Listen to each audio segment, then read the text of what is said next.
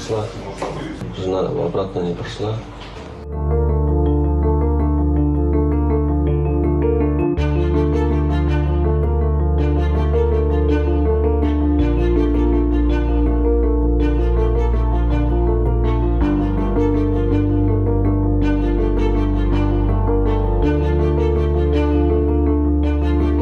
Я люблю ребенка, обожаю очень.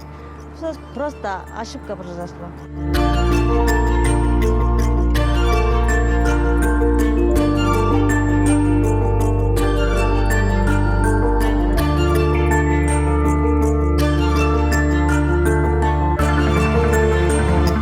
Прокуратура оценит факт отсутствия свидетельства о рождении ребенка, которому 8 сентября исполнится 1 год.